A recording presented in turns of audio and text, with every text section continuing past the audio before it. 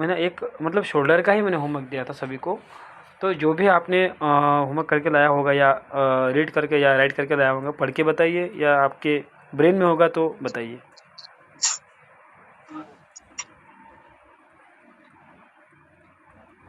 ऐसे sir shoulders को तो 3 मेन जो बोन है उसमें बांटा गया, जैसे स्कैपुला, ओके। है ना, वो उसके बाद क्लेविकल है सर, क्लेविकल, राइट।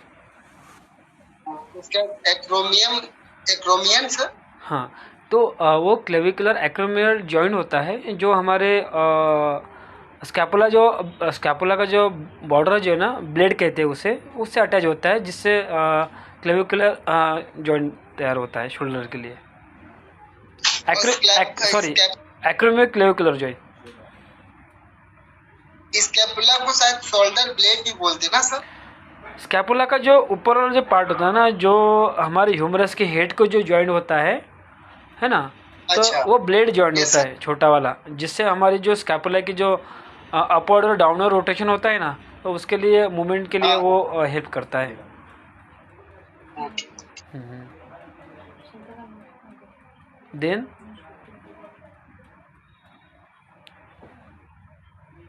और ये दूसरा हो गया सर, जैसे क्लेविकल, क्लेविकल हो गया। Okay. This bone is also referred to as the gorder bone, है ना sir. Okay. Okay, thank you. Then Akanksha ji,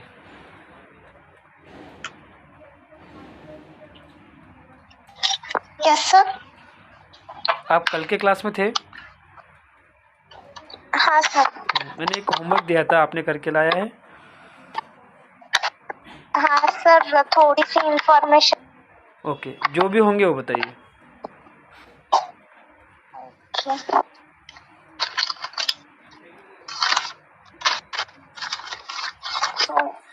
shoulder का मूवमेंट हमारे कुछ मसल से होता है। ओके। तो उस मसल्स के नेम है जो रोटेटर कफ मसल्स होती है, 3 टाइप की। Rotator cuff muscle, right. Subscapularis, sub supraspinatus और supraspinatus, then infraspinatus infraspinatus, right. और teres minor. Teres minor and major. तो जो सबस्कैपुलारिस मसल है उनका origin lesser tubercle of humerus से होता है। राइट, राइट, और राइट। फिर वो आगे जाके इंसर्ट होती है scapula fossa of the scapula में, राइट, जो हमारी शोल्डर की मीडियल रोटेशन है, उस मूवमेंट में मदद करती है। राइट।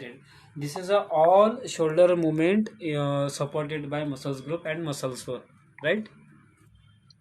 एक्सक्यूज मी सर, हाँ बोलिए सर। ओके।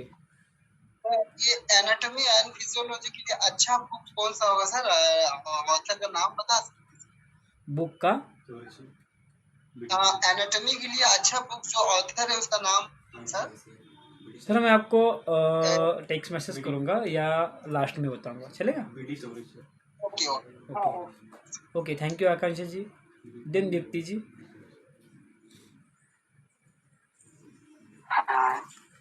शोल्डर में जॉइंट जो होते हैं वो स्टेर्नोक्लेविकुलर एक हो गया, और एक्रोमियोक्लेविकुलर एक जॉइंट, और स्कैपुलोथोरैसिक जॉइंट एंड ग्लेनोह्यूमरल जॉइंट। ओके, ये सभी जॉइंट को मिला एंड आर्टरीज भी होती है, brachial artery, okay, axillary artery, subclavian artery, okay, thoracoacromial artery.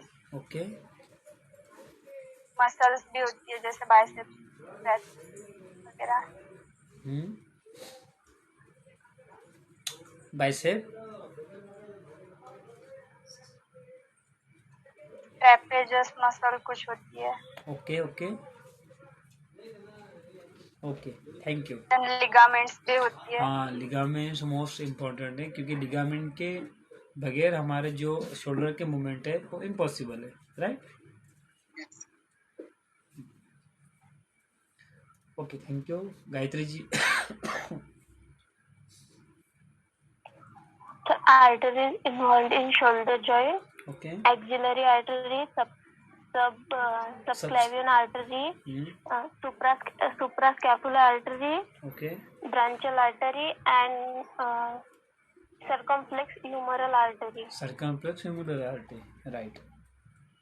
And muscle in shoulder joint, anterior deltoid muscle, coracobranchialis muscle, Coracobranchialis, and right. supported bicep Right. muscle. Thank you. Renuka ji. Functions of shoulder. Okay, continue. Flexion, उसमें 3 part है. Interior deltoid muscle, coracobrachialis muscle, supported bicep muscle, planar extension, उसमें latissimus dorsi muscle, deltoid muscle, teres major. Right. Third है adduction, deltoid middle, supra साइनेसिस. Fourth horizontal and fifth adduction. Okay. Thank you. Vishwajit, मैंने कल कुछ topics बताए थे और कल हमारा लास्ट टॉपिक कौन सा एंड हुआ था, थोड़ा रिमाइंड कीजिए. Fundamental starting positions. ये हमारा टॉपिक एंड हुआ था, राइट? यस. ओके. इसमें कुछ पोजीशन के बारे में बताया था, हम कैसे खड़े रहते हैं, है ना. हमारी इस पर बहुत बड़ी चर्चा भी हुई थी, राइट? ओके. उसके बारे में किसी को कुछ शंका तो नहीं है, लेकिन फिर भी मैं रिमाइंड करना चाहता हूँ. 5 प्रकार के हमें पोजीशन, फंडामेंटल स्टार्टिंग पोजीशन थे. Standing, sitting, kneeling, hanging and line. 5 प्रकार के फंडामेंटल स्टार्टिंग पोजीशन होते हैं. बाद में क्रॉस पोजीशन भी मैंने बताया था. कल कुछ हमारे बेंडिंग पोजीशन होती है, क्रॉस पोजीशन होते हैं, वो भी मैंने आपको बताया था. अभी आने वाला जो टॉपिक के बारे में मैंने आपको जो बताना चाहता हूँ, कल मैंने आपको बताया कि कल हमारा टॉपिक क्या होगा. Manual muscle testing. Right. MMT, जिसका शॉर्ट फॉर्म होता है MMT, manual muscle testing.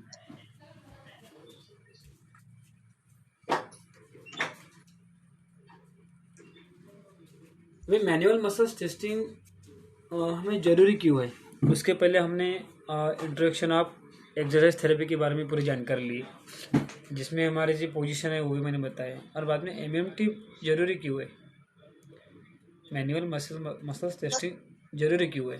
Sir manual muscle testing शायद 5 टाइप से, मतलब जैसे इसको डिवाइड किया गया ना कि किसका कितना पोजीशन में मूव करने के बाद कितना पेन हो रहा है, उस हिसाब से ना डिवाइड करते हैं सर.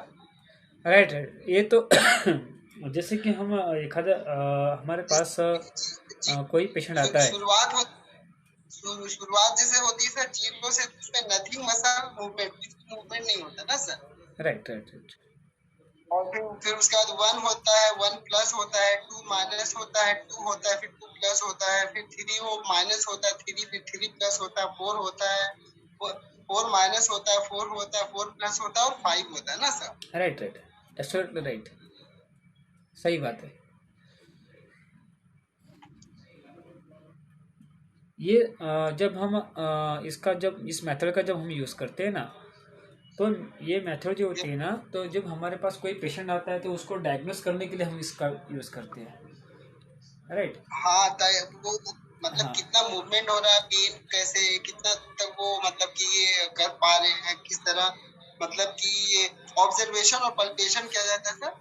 राइट. ये जरूरी क्यों है कि हमारे पास का जो पेशेंट आने वाला है कि उसमें कौन से मसल में कितना पावर लॉस हुआ है या कौन से मूवमेंट में कितनी रेंज है, ये देखने के लिए हम इस मेथड का यूज़ करते हैं, MMT का. राइट. तो सबसे पहले MMT जानना जरूरी क्यों है, क्योंकि ये फिजियोथेरेपी का बेस है.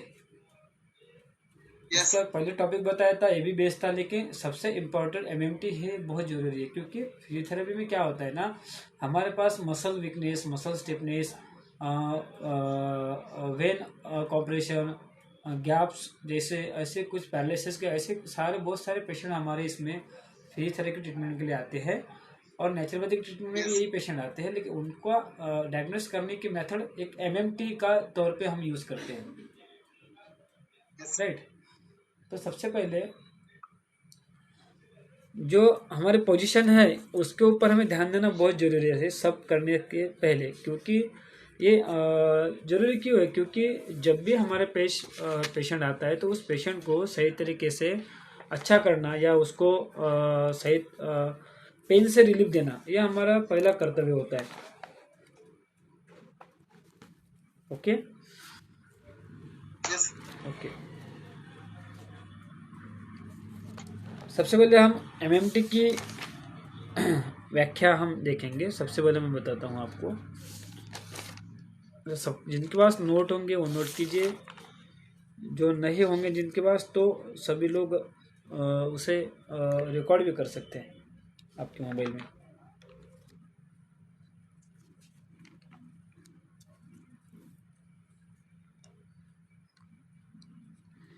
इसमें ग्रेड टेस्टिंग होता है और ग्रेड टेस्टिंग मैं आपको बाद में बताऊंगा। एमएमडी की आपको डेफिनेशन लिखनी है। एमएमटी अभी मैनुअल मसल्स टेस्टिंग आपको पहली बार फुल फॉर्म में लिखना है और इसका बाद में आपको शॉर्ट फॉर्म लिखना है, क्योंकि यह जल्दी से जल्दी आपका राइट हो सके। एमएमटी इज अ पोस्चर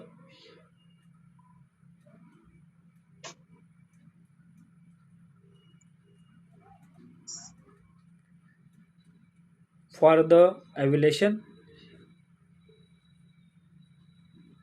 जिसका स्पेलिंग आपको अगर नहीं आता है तो मुझे आप रिपीट करने चाहिए तो मैं बोल दूंगा, चलेगा। MMT is a posture for the evaluation of strength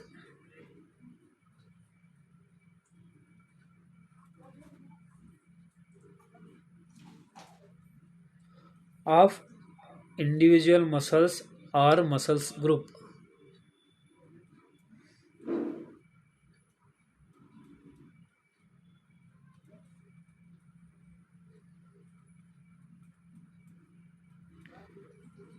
Based upon the effective performance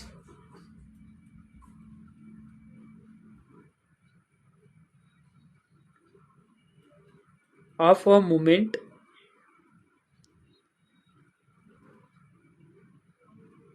in relation to the force of gravity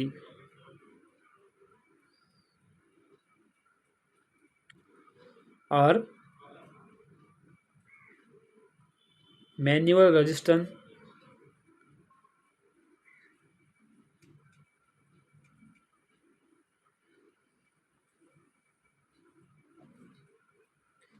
available range of motion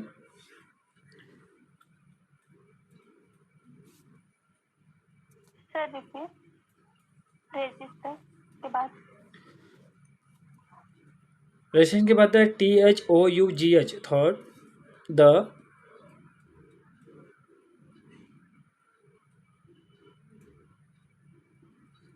available range of motion।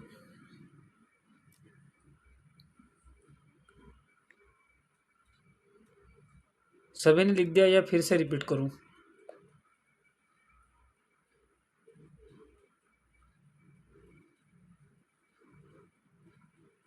Sir फिर से कुछ कुछ वर्ड ऐसे हैं जिसमें अर्थ अलग अलग होता है। जैसे प्रोसीजर का मतलब होता है प्रक्रिया, प्रोसीजर का मतलब होता है प्रक्रिया। देन एवुलेशन का मतलब होता है मूल्यांकन या मूल्यमापन, राइट। स्ट्रेन का मतलब होता है ताकत या बल। इंडिविजुअल का मतलब व्यक्तिगत, राइट। अब इसका मतलब क्या होता है ना कि हमारे जो मांसपेशियाँ है और मांसपेशियों का जो ग्रुप है उनको जो रेंज ऑफ मोशन होती है, ताकत की क्षमता होती है, उसका मूल्यमापन करने का जो एक प्रक्रिया होती है जिसे एमएमटी कहा जाता है। तो सबसे पहले हमें ग्रेडिंग जानना जरूरी है। क्यों जरूरी है कि ग्रेडिंग जो है ना कि मैनुअल मसल टेस्टिंग में manual muscle testing grading system जानना हमें बहुत ज़रूरी होता है, क्योंकि जब तक हमें ग्रेडिंग सिस्टम पता नहीं होगी कि कौन से ग्रेड में कितने मसल वर्क करते हैं, कौन से ग्रेड में मसल वर्क नहीं करते हैं, कौन से ग्रेड में हमारी मूवमेंट नहीं होती है या होती है, ग्रेविटी के अपोजिट कौन सी मूवमेंट होती है, ग्रेविटी के मतलब साथ कौन सी मूवमेंट होती है, ये सभी ग्रेड में आपको पता चल जाता है। अब ग्रेड कैसा है ना, ग्रेड जरूरी क्यों है कि हमारे पास समझ लो कि हमें पैरालिसिस वाला पेशेंट आ गया, तो पैरालिसिस वाला पेशेंट को क्या होता है ना, किसी भी प्रकार की पावर नहीं होती है। क्या होता है ना, क्यों पावर ना होने के कारण क्या होता है कि उससे किसी भी तरीके का मूवमेंट या पकड़ या ग्रिपिंग या पैर ऊपर उठाना, हाथ ऊपर उठाना या पैर ऊपर उठाना या कोई चीज़ हाथ में पकड़कर समझ लो न्यूज़पेपर है पढ़ना, उसका पावर पूरा लॉस हो जाता है। मतलब उनका जो मसल्स और मसल्स ग्रुप जो होते हैं पूरी तरीके से पावर लॉस हो जाते हैं। समझ लो कि हमारे पास अगर पेशेंट ये आ गया पैरालिसिस वाला, जिसे को समझ लो किसी को डायाप्लेजिया हो गया, किसी को पैराप्लेजिया होता है, किसी को डायाप्लेजिया होता है, किसी को मोनोप्लेजिया होता है, हेमीप्लेजिया होता है, क्वाड्राप्लेजिया होता है ना। अभी क्वाड्राप्लेजिया क्या होता है ना, अलग अलग टाइप के पैरालिसिस होते हैं। तो इस पैरालिसिस में क्या होता है ना कि पेशेंट का कितना पावर लॉस हुआ है, ये इस ग्रेडिंग सिस्टम जो मैं आपको बताऊंगा ना अभी, जो आपको नोट करके दूंगा, इसके ऊपर पेशेंट का रिकवर जो होता है, आगे वाले आने वाला सुधार प्रक्रिया जो होती है उसके ऊपर निर्भर होती है, या उसको पुनरावसन करना है ना, रिहैबिलिटेशन करना, ये ग्रेडिंग सिस्टम के ऊपर डिपेंड होता है। तो सभी लोग आप नोट कीजिए, मैं आपको एक एक कॉलम बताता हूँ, उस कॉलम के हिसाब से आप सभी लोग नोट कीजिए। सबसे पहले हेडलाइन में आप लिखिए सबसे ऊपर, और कैपिटल में लिखिए manual muscles testing grading system, manual muscle testing grading system.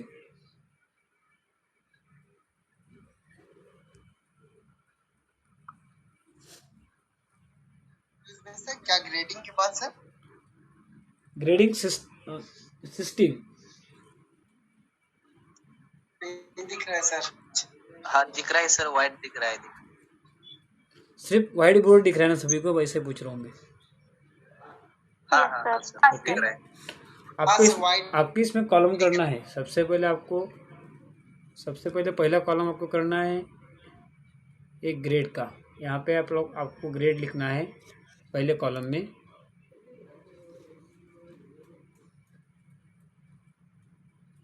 ठीक है, पहले कॉलम में आपको ग्रेड लिखना है, और उसमें नीचे आपको 5 कॉलम करना है।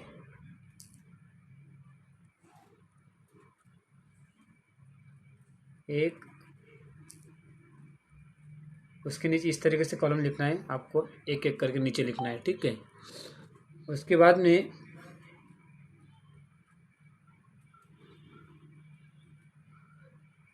आपका इसी तरीके से 5 लाइन ऐसे ग्रेड के बाद आपको लिखना है। एक बाद में दूसरी इस तरीके से आपको नीचे लेना है, बाद में तीसरी भी आपको इसके नीचे लेना है, और लेकिन आपको इसमें 4-4, 5-5 लाइन का गैप देना है, ताकि आप बीच में जो आपको कुछ लिखने के लिए रहेगा ना तो आप लिख सके, है ना। जैसे आप कॉलम तैयार करते हैं, टेबल तैयार करते हैं, उस तरीके से आपको लिखना है। ठीक है, ये पहले ग्रेड लिखना है, और ग्रेड के बाद में आपको उस ग्रेड का नाम क्या है ये दूसरे वाले कॉलम में यहाँ पे आपको बताया जाएगा, और बाद में उसका डिटेल्स यहाँ ये बाकी के इधर स्पेस में लिखना है। आपके पास बड़ा पेज हो, आपका रजिस्टर हो, तो पहले इसमें पहले लाइन में आपको ग्रेड लिखना है। जी के नीचे जो आएगा 1 2 3 0 1 2 3 4 ऐसे नंबर्स आएंगे, सेकंड कॉलम में आपको वहाँ पे ग्रेड का नाम आएगा, 0 का नाम क्या है, 1 का नाम क्या है, ये आपको बताया जाएगा। ठीक है। और जो बड़ा वाला स्पेस है, जो जो तीसरा कॉलम है ये, तो ये थर्ड कॉलम में आपको उसका डिटेल्स लिखना है बाद में। इसलिए जो थर्ड जो कॉलम है वो वहाँ पे बड़ा स्पेस रखिए, है ना। और वहाँ कॉलम लिखने के बाद ग्रेडिंग स्केल 0 to 5 ROM ऐसा लिखना है हेडिंग में। ग्रेडिंग स्केल ROM 0 to 5 ऐसा लिखना है। कहाँ पे लिखना है? ये कॉलम है ना, इसके ऊपर का इस कॉलम में आपको लिखना है। ठीक है, इस कॉलम में आप जिस तरफ से बना रहे हो आपके हिसाब से बनाइए।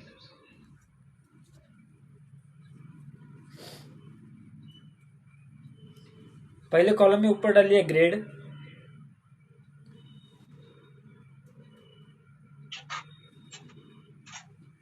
ग्रेड के नीचे आपको लिखना है 0।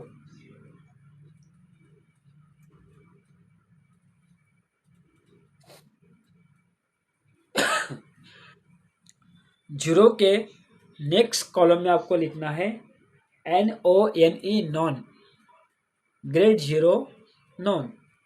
मतलब नॉन के नीचे आपको बारीक वर्ड में लिखना है, कुछ भी नो मूवमेंट लिखना है, सीधे no movement. Grade 0 second column none, और नॉन के नीचे लिखना है आपको, या उसके बाद में उसके आसपास में जो स्पेस हो तो उसे वहाँ लिखना है नो मूवमेंट।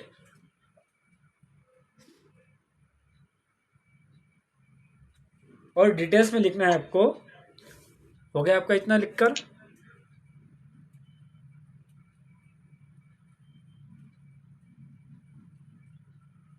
कंटिन्यू करूँ? Yes okay.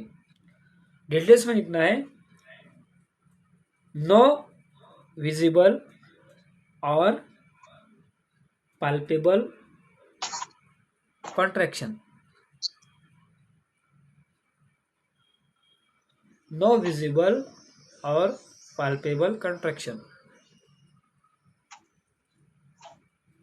मतलब किसी भी तरह का दृश्यम या स्पष्ट हलन चलन नहीं, या सकुंचन भी लिख सकते हो, हलन चलन। Grade 0 none, no movement, no visible और पाल्पेबल कॉन्ट्रैक्शन, किसी भी तरह का हलन चलन या सकुंचन नहीं। ग्रेड 0 के नीचे आपको लिखना है ग्रेड 1।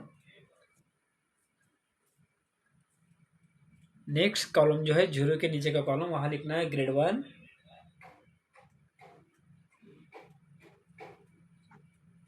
ग्रेड 1 के बाद के कॉलम में आपको लिखना है स्ट्रेस, TRACE।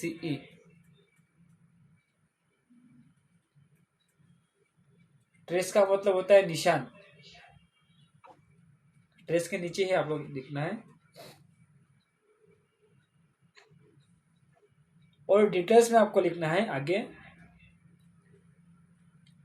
विजिबल और palpable contraction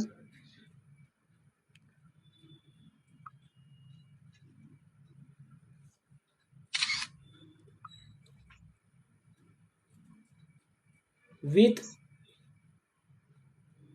no motion,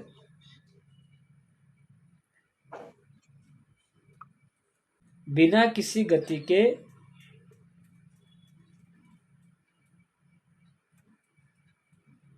Drishyam या स्पष्ट सकुंचन होना। मतलब बिना किसी गति के, गति तो नहीं है लेकिन थोड़ी बहुत, कहते हैं ना कि हलन चलन या बहुत सारी क्या देना, छोटी सी मूवमेंट, लूजिंग मूवमेंट हमें दिखती है। तीसरे कॉलम में आएगा ग्रेड 2।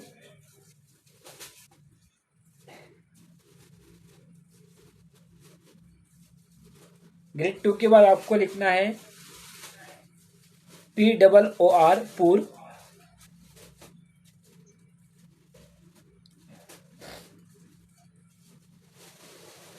पूर के नीचे लिखना है उसका अर्थ लिखना है, मीनिंग गरीब।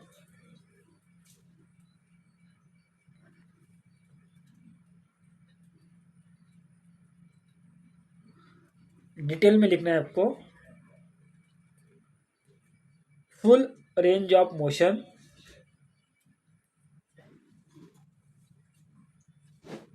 Gravity eliminated.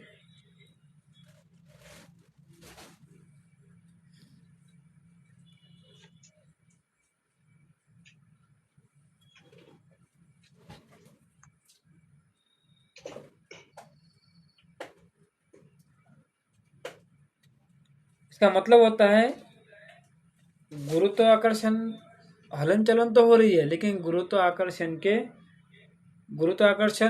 के खिलाफ हो रही है। सॉरी, गुरुत्वाकर्षण वहां पे खत्म होता है। लेकिन उदाहरण के तौर पर मैं आपको बताता हूँ।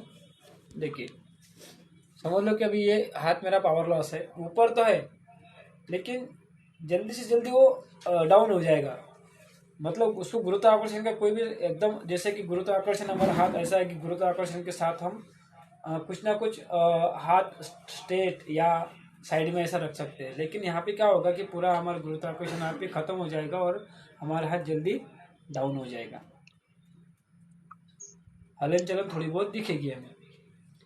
ग्रेड 3 लिखना है आपको।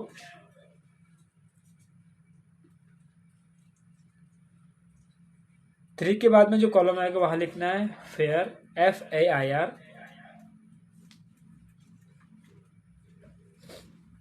उसका अर्थ होता है निष्पक्ष।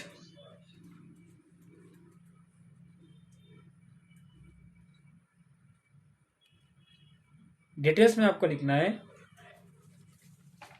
Full range of motion against gravity,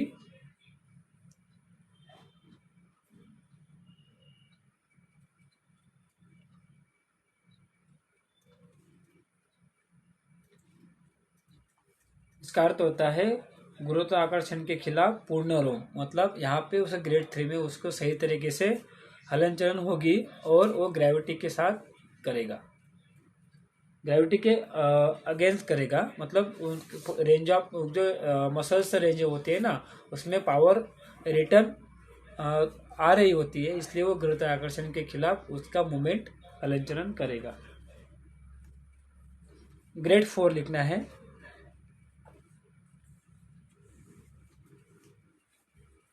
four के बाद के जो कॉलम है उसमें लिखना है गुड। गुड का मतलब होता है अच्छा।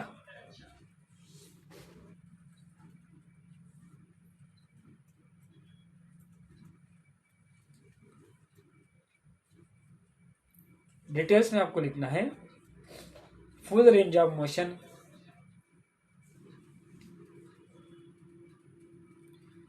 अभी रेंज ऑफ मोशन अगर आपको पूरे लॉन्ग में नहीं लिखना हो तो ROM भी आप लिख सकते हो, ताकि आपको लिखने का समय बच जाए। ROM का फुल फॉर्म होता है range of motion, full range of motion against gravity moderate resistance. जैसे जैसे पेशेंट की सुधार की प्रक्रिया बढ़ती जाती है वैसे वैसे उनके रेंज ऑफ मोशन में बढ़ोतरी होती है और उनको सर अगेंस्ट के बाद बोलिएगा sir. Full range of motion against gravity moderate resistance. मतलब गुरुत्वाकर्षण के खिलाफ पूर्ण रोग मध्यम प्रतिरोध। मतलब जैसे जैसे वो वर्क करते जाता है उसको ताकत को बढ़ाने के लिए, मूवमेंट को बढ़ाने के लिए हम रेजिस्टेंस मतलब उनको विरुद्ध में हम ताकत लगा सकते हैं ताकि उसकी स्ट्रेंथ लेंथ और बढ़े। ग्रेड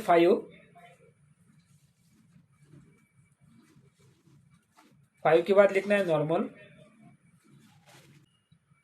डिटेल में लिखना है आपको full range of motion against gravity, maximum resistance, यानी कि गुरुत्वाकर्षण के खिलाफ पूर्ण रोक, अधिकतम प्रतिरोध, मतलब ज़्यादा से ज़्यादा बल हम इसमें इस मूवमेंट में लगाते हैं। Full range of motion against gravity, maximum resistance. ये एमएमटी में जैसे 5 ग्रेड होते हैं, जिसके ऊपर हमारे बॉडी का रेंज ऑफ मोशन, मूवमेंट का रेंज ऑफ मोशन, मसल्स का रेंज ऑफ मोशन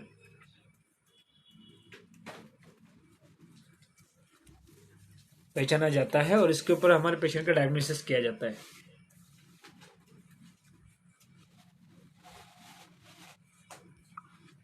सभी ने नोट कर लिया और कुछ प्रॉब्लम है? नो सर, नोट हो गया।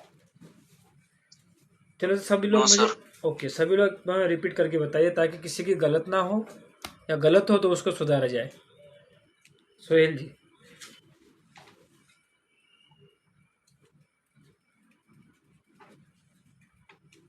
यस ग्रेड 0 बताइए। सर, ग्रेड में सबसे ग्रेड में 0 है सर, सबसे पहले। पहला ग्रेड 0, हाँ। हाँ, उसके बाद नो मूवमेंट है सेकंड वाले लाइन पे। Okay, detail. ग्रेड में no visible and palpation contraction. Right, thank you. Second grade 1 नहीं है नहीं नहीं, सर। बस सबको एक एक पूछना है ताकि सबका हो जाए ना। ओके। अच्छा, then Akanksha ji grade 1। Grade 1, फिर उसका सेकंड कॉलम ट्रेस, और डिटेल में विजिबल और palpable contraction with no motion. Right. Deepti ji grade 2। Sir मैंने लिखा नहीं है। ओके, रिकॉर्ड किया। हाँ सर, बिकॉज मैं बाहर हूँ थोड़ी। ओके, रेनिको जी yes sir. Grade 2। Second column है पुअर, ओके, डिटेल्स है full range of motion, gravity eliminated. Okay, और ग्रेड फिफ्थ है full range of motion against gravity. Okay जी grade 4।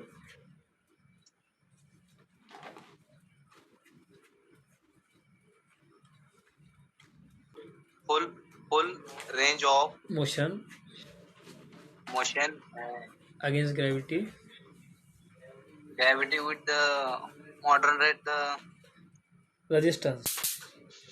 resistance. Okay, grade 5।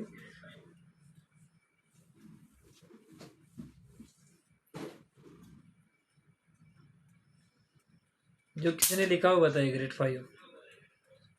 Grade 5 में सर, ग्रेड 5 में second है, second line में normal. Okay,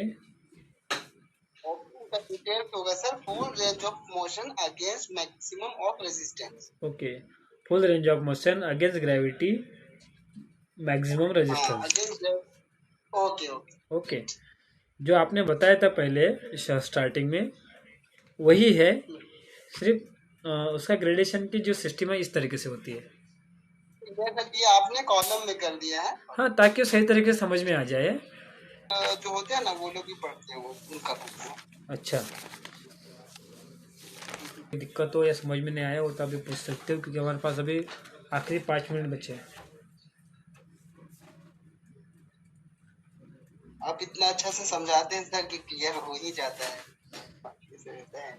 sir आप सुनते हो ना दिल से, इसलिए वो क्लियर हो जाता है। नहीं तो फिर अगर किसी ने चालू कर दिया और जेब में रख दिया, या चालू कर दिया फिर कुछ काम किचन का काम कर रहे हैं, चालू कर दिया झाड़ू लगा रहे हैं तो फिर वो समझ में नहीं आता है। 1 आवर कैसे एक्सटेंड हो गया सर, पता नहीं चलता है आपकी क्लास में। Thank you sir. चलिए, मोनोफ्लेजिया मैं देता हूँ। मोनोफ्लेजिया के बारे में आपको डिटेल्स लाना है सभी के लिए। क्या सर? स्पेलिंग बोलिए सर। मोनोफ्लेजिया पैरालिसिस का, मोनोप्लेजिया। हाँ पैरालिसिस का एक प्रकार है ये, ठीक है। उसके आपको थोड़ा डिटेल सभी को लाना है जिनको जो भी जितना जो पॉइंट आपको लिखना है, एक 2 पॉइंट, 3 पॉइंट, 4 पॉइंट, ये होमवर्क आपके लिए रहेगा। वो आने वाले वीक के ट्यूसडे को हमारा क्लास रहेगा, तो उसमें आपको पूछा जाएगा। राइट सर मुझे एक आता है। हाँ सर, ये होमवर्क रहेगा सर? हाँ ये होमवर्क मतलब ये हेमीप्लेजिया एक पैरालिसिस टाइप ऑफ पैरालिसिस। नमस्ते, मोस्ट वेलकम।